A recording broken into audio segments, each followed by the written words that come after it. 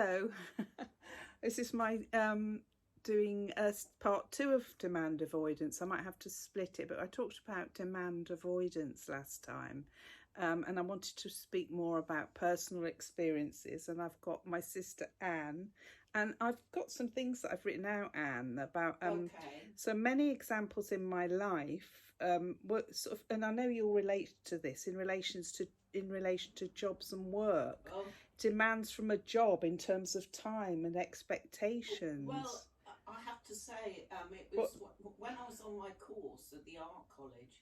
That was one day a week, but there were loads of demands, and even though it was spread over 5 years, I still found it hugely stressful. Yeah, I was going to say that I need to be in control, and especially of my time. But you're saying that even if it's spread over, it can. So, but this. Well, it would probably be less stressful than full time. Yeah, well, yeah, you couldn't have. Yeah, and but this is one of the reasons why I struggled with, and I know you found the same with paid work. I always used to do voluntary work when I could, because I was much more in control. We used to work at the cancer shop. Yeah, that was quite stressful. Yeah, but I could at least I could choose my days and hours within reason and leave it if it didn't work out. Yeah. But then you got funny people in there. Yeah, but I did, in fact. Oh God, I've written this out. Yeah, because I said. Are in the till. Yeah, but I said I could, because I was much more in control. I could choose my days and hours within reason and leave if it didn't work out, without it affecting my income. But of course, I've said it depends on the voluntary work. Once years ago, that was a shop that when I expressed an interest in volunteering for Oxfam. Shot the manager, this was in Totnes. Yeah, immediately said, "How about tomorrow?" And I felt put in a spot. So no, I couldn't. So I realised years later that this fear of commitment and inability to be spontaneous is an autistic thing. I like commitment to certain things. It's and you like time to think about it and process big decisions. Not just that I need to prepare and time to prepare and adjust. If she'd said when would be a good time to start, that would have been much more autistic friendly. Because you could have thought about it then and sort of fitted it round in your life. Yeah, the way you work and the way I work too. Also, this is another thing. This is not to do with work necessarily. If someone says, "Can I ask a favour?"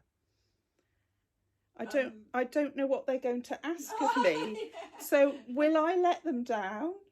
Is it beyond me? Does it involve me going somewhere that is difficult? Oh God! Or eat into my time? The thing is, when you ask me a favour, that's you never. Well, because I know. Because you know what I'm like, but other people don't, and that's it. You've got to tell them. But as well as demand avoidance, which I only learned about relatively recently, I perceived it as a commitment phobia or performance anxiety or some other form of anxiety. So, for instance, I must tell you, this is going back to jobs. When I was offered this civil service job in 1977, I needed an extra week. I needed an extra week. They offered me the job and they said, "Can you start on Monday?" So most people would bite off the employer's hand and say, "I'll start tomorrow." But I needed to be in control. So I said, I'll start in another week. So, but this is one of the reasons why I struggle with paid work. So, I remember they offered me a date to start the following Monday, but I'd finished my A levels the previous summer, and it was now the end of November.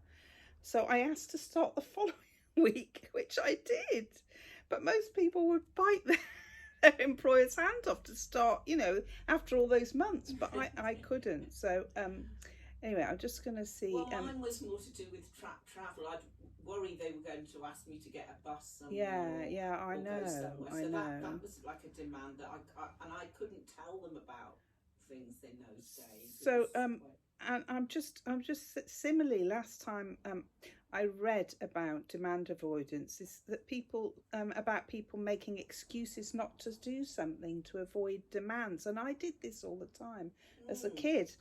if I got you know, people would say because you couldn't be honest about. I couldn't be honest, so I just said, that oh was no, why I've the got. Honesty helps. So I said, oh, I've got something else, or I can't do that, or I say, oh, my father this, or my, you know, or I've got something else, or did that more than me. Yeah, I did it a hell of a lot, and this was another. I became more honest, but you couldn't be that. I did when I got older, but not no. But this is when I was a child. When I was by the time I got to my 30s or 40s, I was able to do it a bit more. But if I got a stomach ache that would genuinely get me out of school when I was 7, and again when I was 13, don't tell me about stomach ache. I wonder now if that was my body's way of avoiding the worst trauma of a high demand situation like school. Oh, definitely. I And I think it's the same with me.